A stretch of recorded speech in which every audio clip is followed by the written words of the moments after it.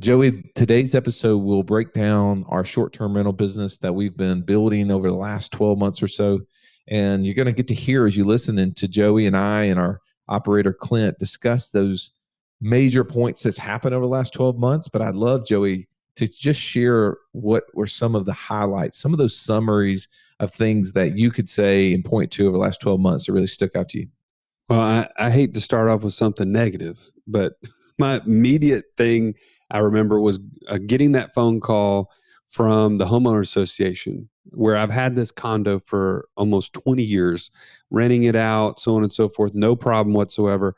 Immediately, within a few weeks of this project going live, we've spent all this money renovating it and getting all the furniture put in and getting it live. And we're so excited. People are starting to book it. And they're like, oh yeah, you can't do a short-term rental business in this neighborhood. And I'm like, wait a minute. It doesn't say anything like that in the association docs. And they fought me on it.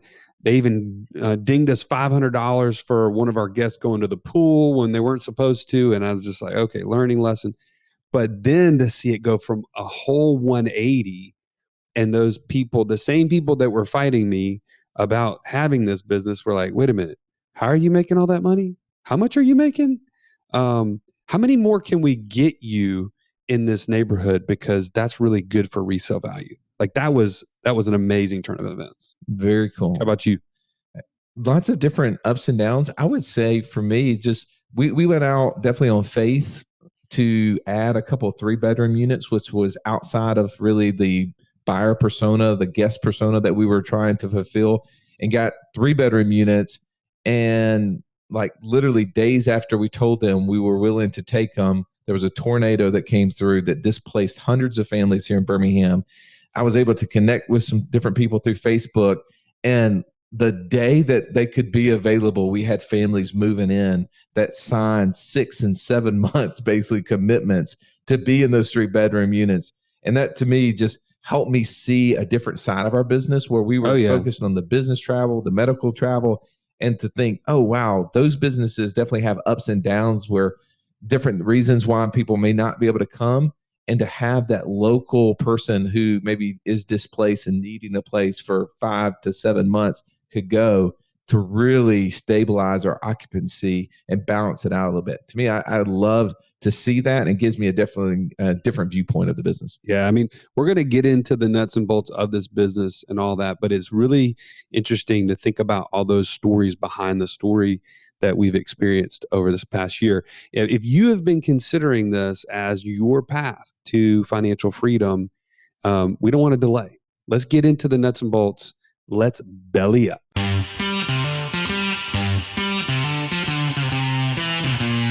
Welcome to the Wealth Without Wall Street podcast, your guide to understanding how to get out of the Wall Street rat race and start your own mailbox money lifestyle.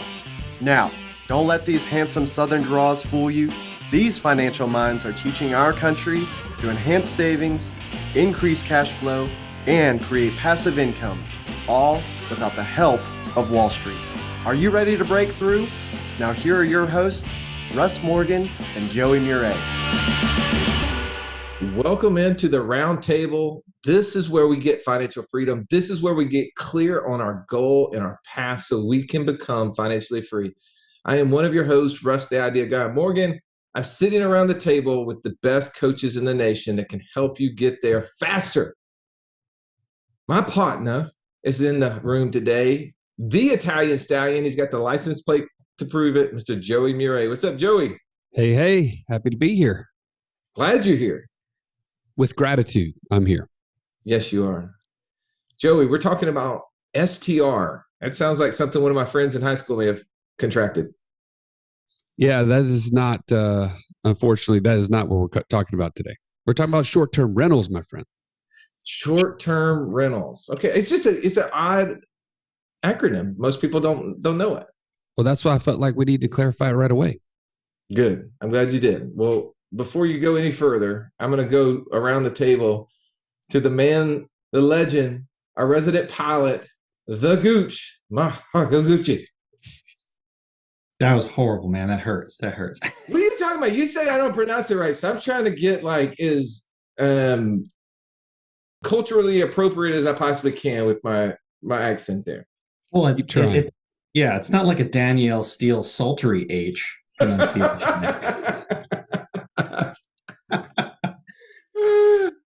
This is what you get when you get an Alabama redneck trying to say any name more than four letters long.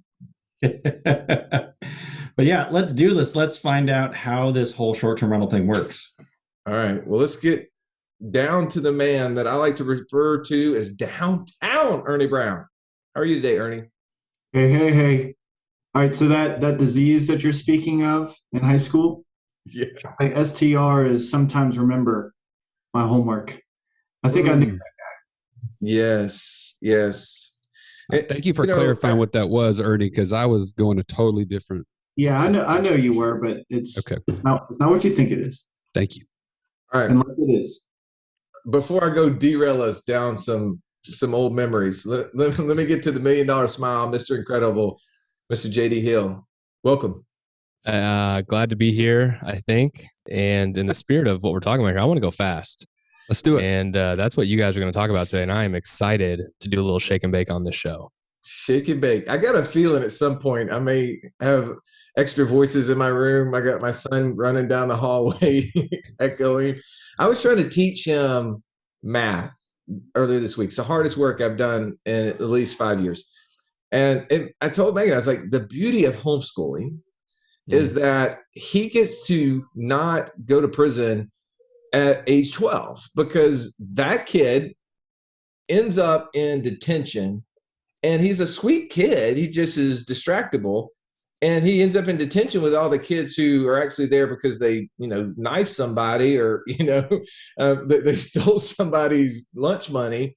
And A 12-year-old is knifing someone? well, if you went to the the schools I went to, man, that was, I know that didn't happen for Jay Dizzle and in the really nice schools you were going to, but in my schools, that was the kind of stuff that was going on.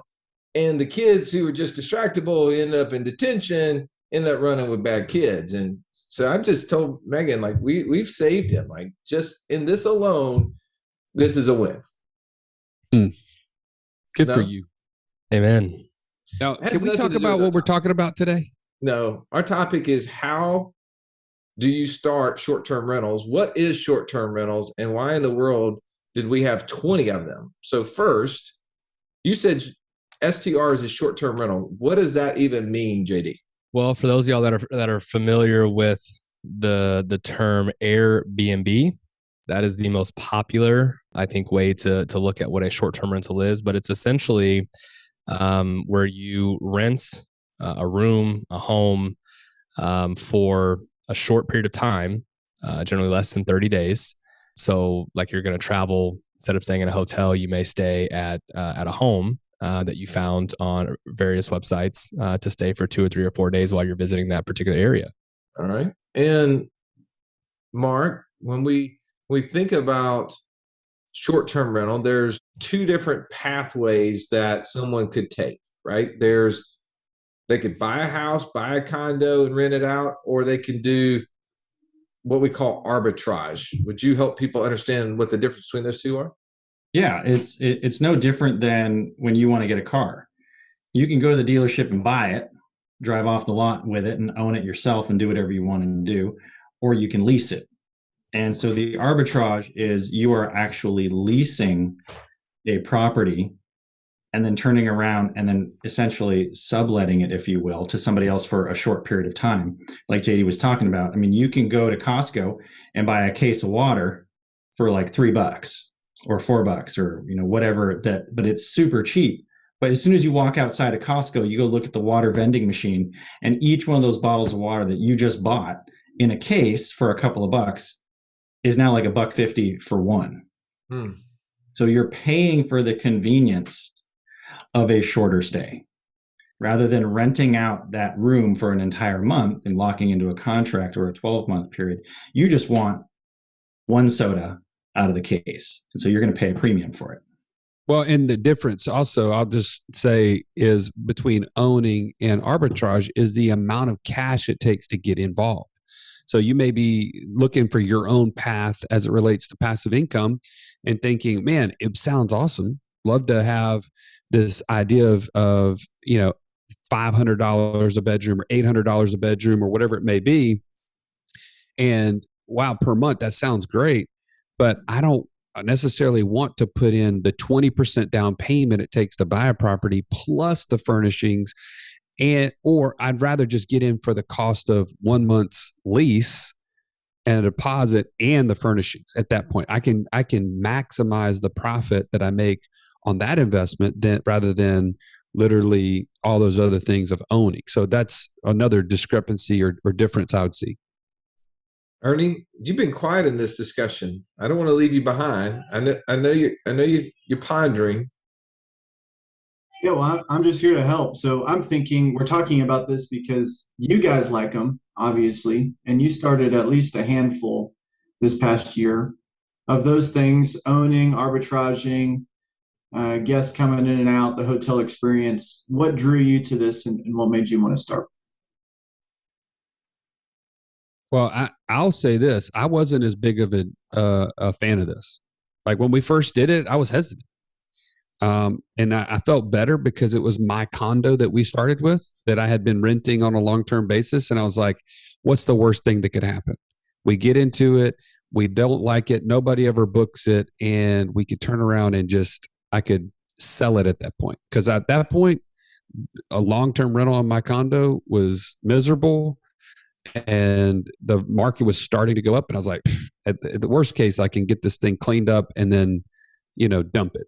No, dude, it was not the worst thing. That Joey's apartment, Ernie, needed to be cleaned up. Like the best thing that ever happened to Joey's apartment was us putting it in our short-term rental fleet. Like I'm not going to disagree. What color was the guest bedroom wall?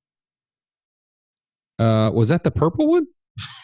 Was that the ppurple one? What? Yeah. Is there a Other different one colors too? were there? Yeah, it was. Yeah. I can't remember exactly if it was purple or if it was blue, but it had like, iridescent lights and things like that in there. It was not pretty. Pretty No, sure it had carpet on the walls. Yeah, every bit of stank was inside of that room, is what you're saying. Exactly.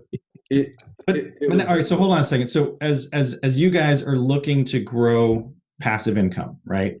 So that's the whole thing that's going to fuel your march towards financial freedom. Joey, you already had an LTR.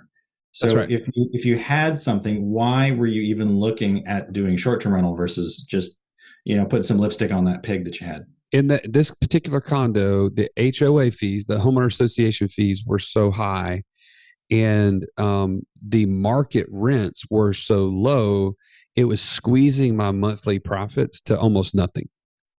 And it'd been doing that for a long time. I kept waiting on something to give there. It just never did because there's too much debt service and other things.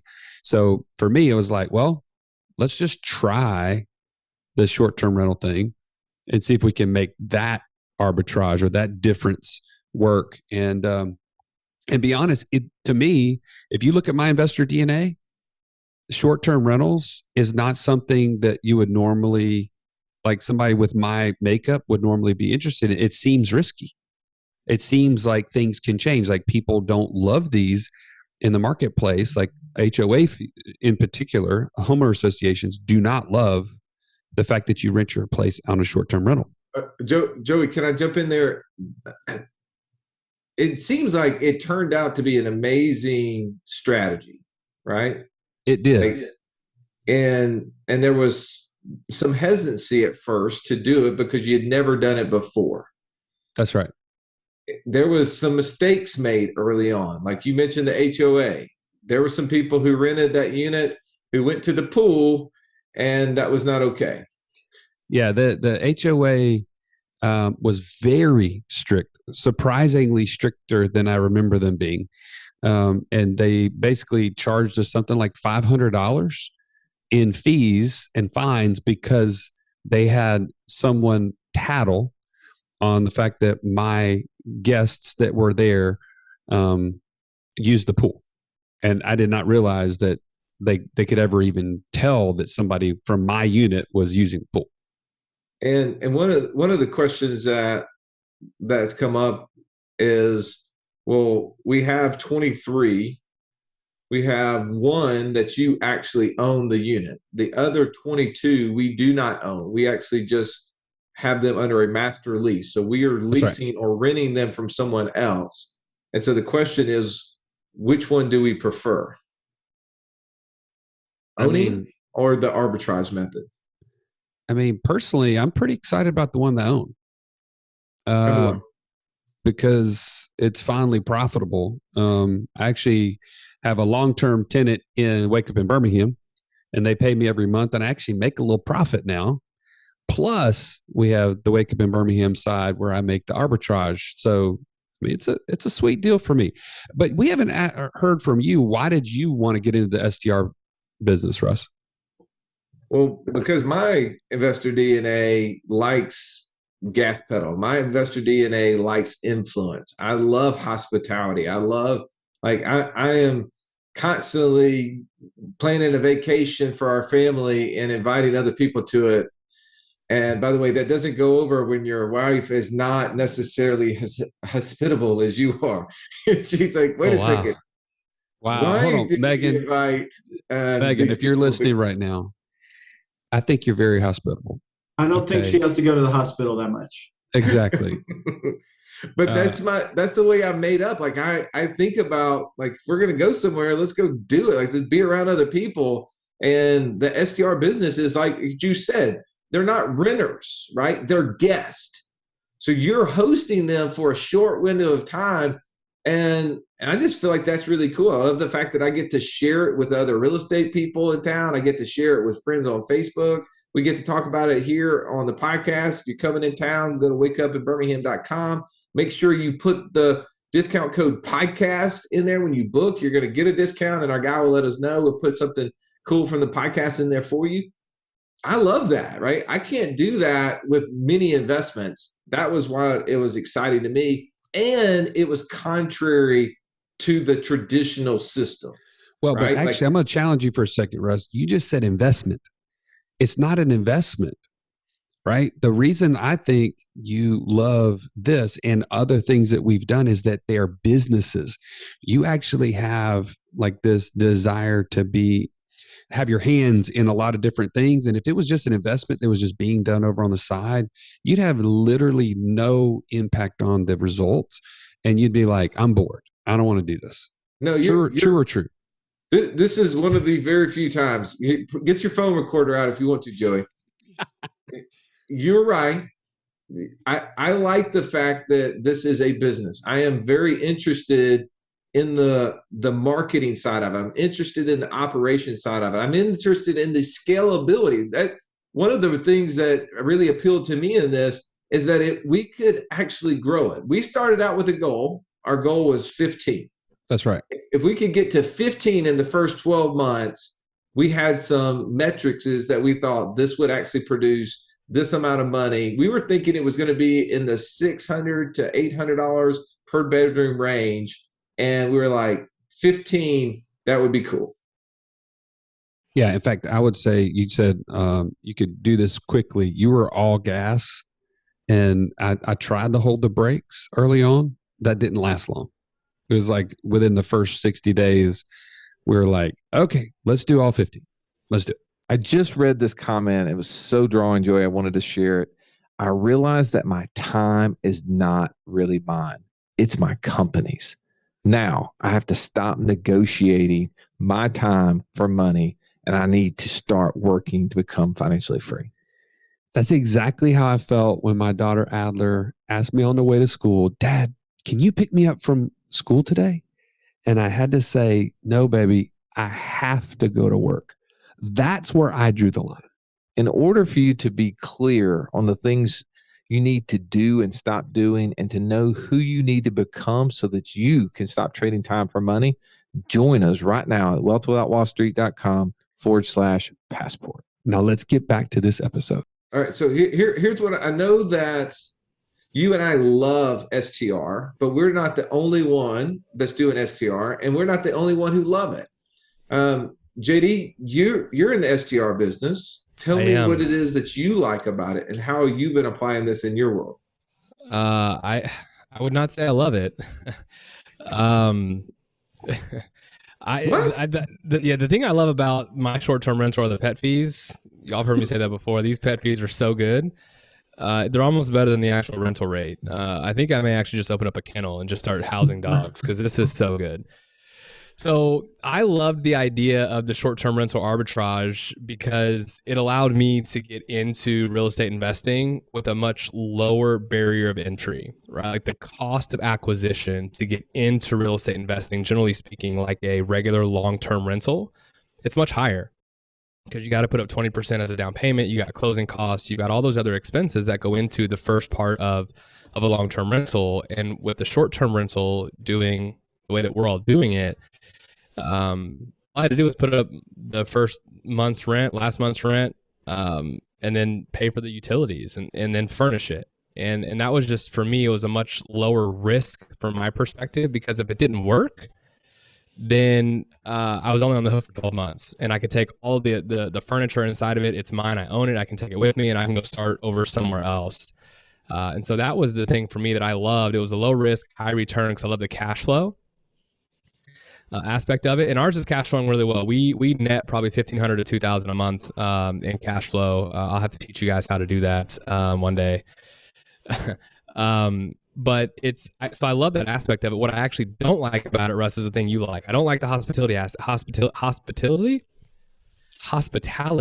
kind of like matrices that you said earlier. I don't like that aspect of it, right? And I wish I would have had the investor DNA before I did it, because I looked at the business as a whole. And I'm like, oh, this business makes perfect sense. But dealing with, the day-to-day operations of, somebody locked themselves out of a keyless entry. I don't know how you do that, but apparently you do. And that happens more than you think. Or how you get access to the backyard, and it's like you open the gate. Like, it's those types of things that I'm like, I don't have gray hair, but I'm slowly getting it. It's like, those are the things that, I don't think we talk about often enough. Like, who doesn't love $1,500 to $2,000 a month of cash flow? Like that's awesome. But then from a personality standpoint, and the reason why we haven't really expanded is because all that's going to come back on me if we do another one. Okay. So Joey and I were rainbows and unicorns. You were somewhere in the middle there. Your pet fees get you going, but the kind of dealing with the guest part is not a win for you.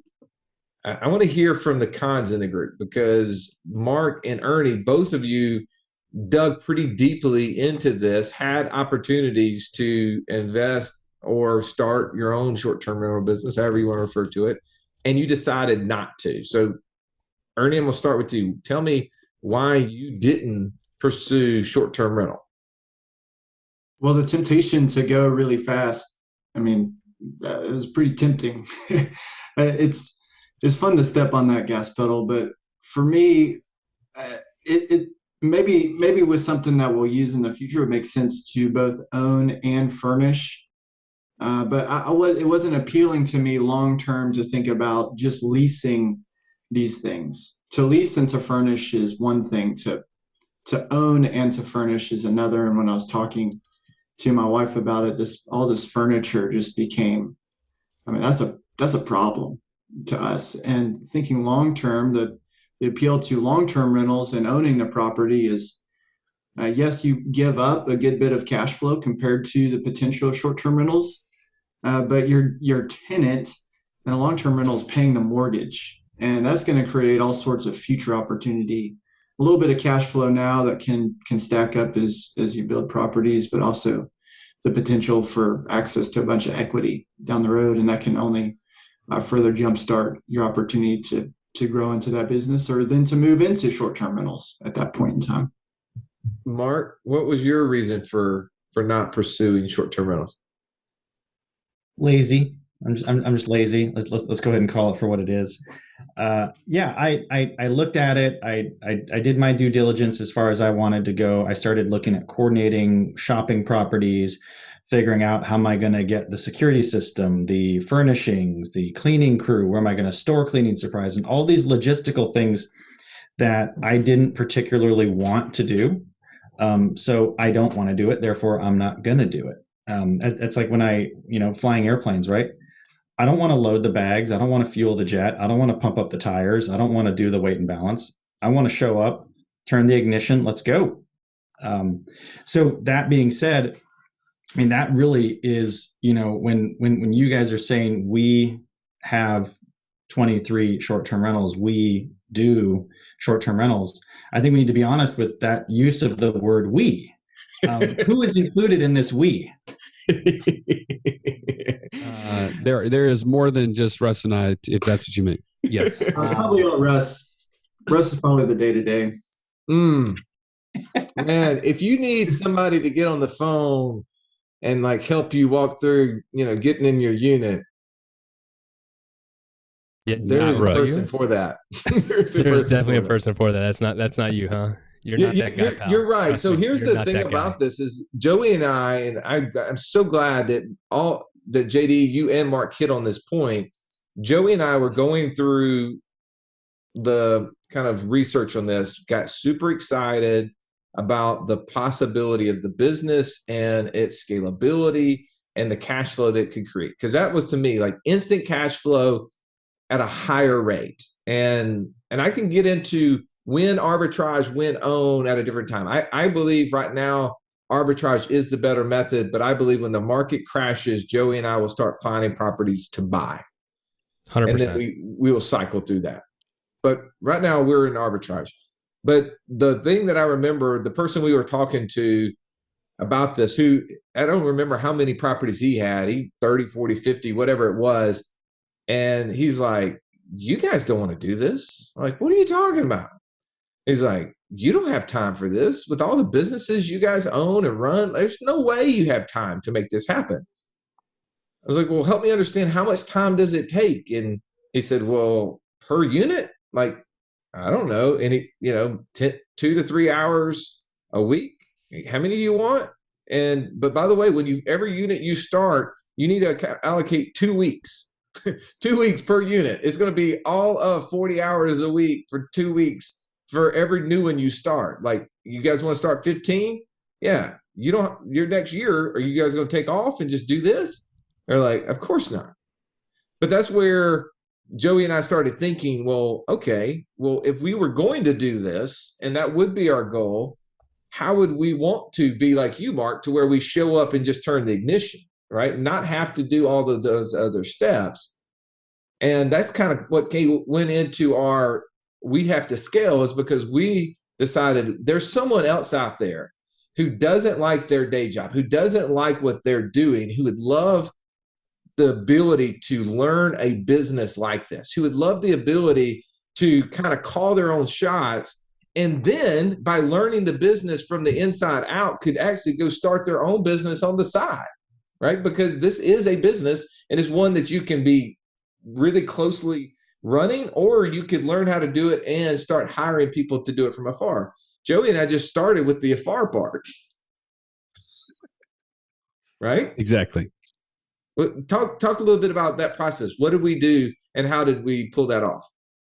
Well, I mean, I would say it's not an everyday thing that you can find somebody like a Clint, but we went to our network and we said, who are the people that would fit that description, that want to learn a business, that would be gifted in a certain way, that they have operational abilities, they can manage a process, they can follow through. Like, these are all skills that not everybody has. And also it had to be the right timing. And so anyways, we ended up talking to Clint about the opportunity, and he was a perfect fit from a personality standpoint. And he also was looking for a new opportunity, new way to expand his knowledge and to potentially grow a business. And so it was a perfect fit, but we knew on the front end that we had to be on the hook. We were going to way overpay him a salary in order for 1 or 2 units. So in order for us to make that investment make sense, we had to scale quickly. And we all kind of went on the front end thinking, okay, we're going to have to make this work. Let's build the systems out. And also we had to provide the coaching, because you know what? He didn't have the experience. Neither did we. So we had to hire a coach to help him get up to speed as quickly as possible. And all that could have not worked out, but gratefully, it has. What would you add to that, Russ? sorry, I'm going to cut you off, Russ. Oh, There is, go ahead. I think that's a really important point. Is just because an idea may not look like it fits you personally, it fits your investor DNA, right? There are times and opportunities where you can actually find hacks, if you will, to make your DNA fit the idea. And I think that is a huge takeaway right there. Is you guys leverage, you had an idea, you had a problem you wanted to solve, you wanted more cash flow, and you liked the shiny penny of short-term rentals, squirrel, off you go, running for the new shiny penny. But you recognize that, okay, how can we hack this so that it fits what we like to do? And so rather than turning it into you guys managing your own short-term rental, you said, well, how can we make this a business and get someone else to leverage their time, their expertise, and leverage them into it, so that now it's a larger win, right? So you guys get to win, your Clint gets to win, all your providers get to win, and the clients get to win. So now, Mark, the only thing I disagree with, I would not call Russ a hack or a squirrel. That's, be honest, a little disrespectful. Dude, come on. Like, what the key is that Ronald McDonald, in order for him to be the clown letting people in the store, he could be back there cooking hamburgers. So we had to let Joey do that role. Wow. Right on. All right. So here's the other part to this. And that was the strategy, right? That was the strategy that you and I said, okay, how are we going to create $15,000 to $30,000 a month of cash flow?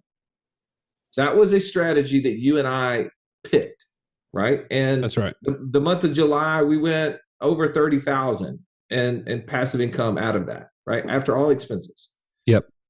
But how did we implement it? How did we fund it? That's a question that we get a lot too. You want to speak to that a little bit? I mean, just from our policies, like we had created a system of policies and been stockpiling cash for a long period of time. And we knew going into this that we could leverage those without having to pay back that money, those the loans against these policies immediately. And we could allow the cash flows to kind of catch back up. And, ultimately that's what gave us a little bit more, peace of mind to move forward in this, is to know that we have that time to do it. Policies? We What do you talking mean? policies? That's more than one? Is that what that means? What else were you using? I was using my policies. I don't know about you. Oh, okay. Well, I just started listening to the podcast and I heard Joey say he has written policies that he can get cash from. What is the crap does that even mean? I think that I'm just calling you out on lingo here, jargon. My bad. We used our infinite banking life insurance policies, our whole life policies that were designed for cash, that we've been stockpiling cash in for years. And we leveraged against those by taking a loan against them to invest in this business.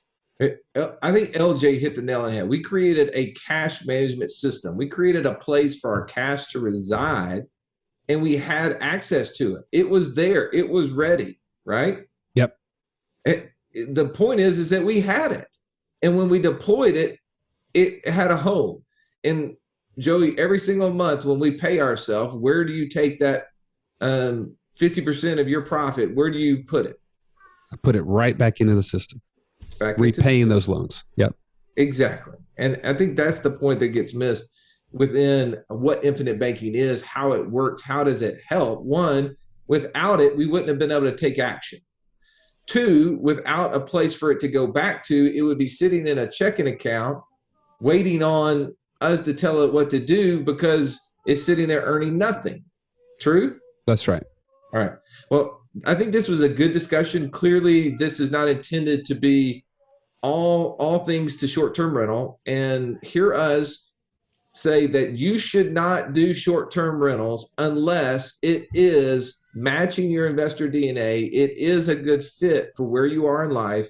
If you've not gone through this process, if you've not taken the time to meet with one of these coaches, raise your hand. It's super easy. All you have to do is go to wealthwithoutwallstreet.com/free call. You can jump on a 15-minute call with one of these coaches. You can talk about what passive income do you need to meet or exceed your monthly expenses. And then watch how they can help you build a strategy by, one, understanding what your investor DNA is, to help you get to at least that first 25%. And then once you get in there, now you can say, hey, how do I get a part of this cool inner circle group that's learning and sharing ideas and get exposed to new ideas, but being coached to a point to where I can practically apply the things that I've been learning. And that's where the inner circle exists. So if you are interested in that process, start by going to wealthwithoutwallstreet.com/free call. Ask one of these coaches how you can build a strategy to get to your first 25%. Thank you as always for listening to this podcast. Thank you, coaches. Everyone have an amazing day. This has been the Wealth Without Wall Street podcast. Don't forget to subscribe to the show to break free of the Wall Street mindset and begin building wealth on your own terms in places you understand so that your wealth will never run dry. See you next episode.